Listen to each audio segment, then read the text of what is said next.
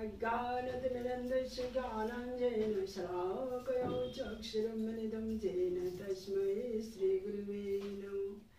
हे कृष्ण करुणा सिन्धु दीनबन्धु जगत्पते गोपीश गोपीकान्तो राधाकान्त नमोस्तुते। आनन्दलीलामय मामदिव्यच्युतसुन्दराय तस्मै महाप्रेमरसप्रदाय चैतन्यचन्द्राय नमो नमः।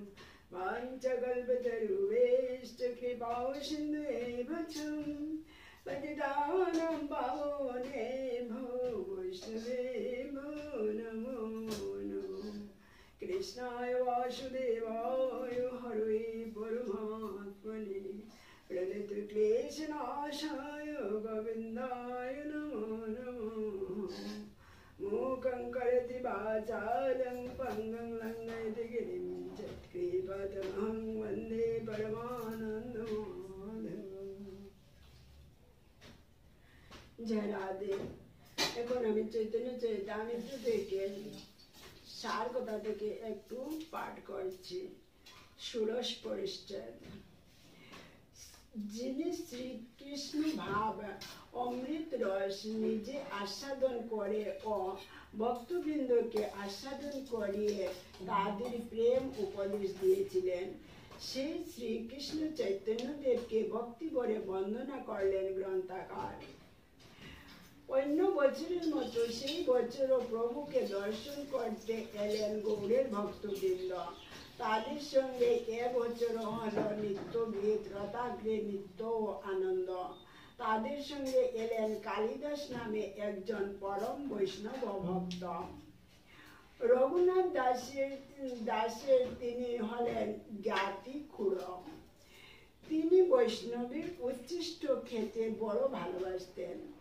বৈষ্ণব উচ্ছিষ্ট খেলে যে পরমানন্দ পরমার্থ লাভে তা অতি সহায়তা করে থাকে তা তিনি প্রচার করেছিলেন।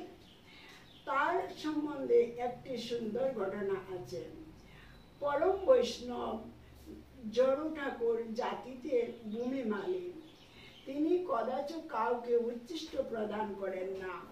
একদিন কালিদাস তার সঙ্গে দেখা করে বললেন, ঠাকুর, তুমি এই আম্রফল শ্রীকৃষ্ণকে ভোগ দাও। এই বলে তিনি কয়েকটি আম্র দিলেন তাকে।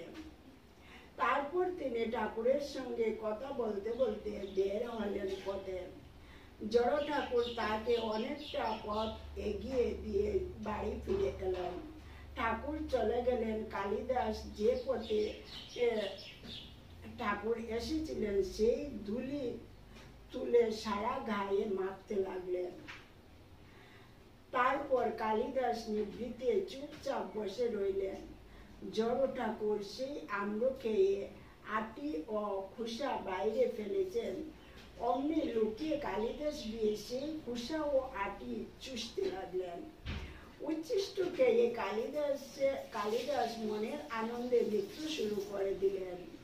সেই কালিদাস এসেছেন নীলাচলে।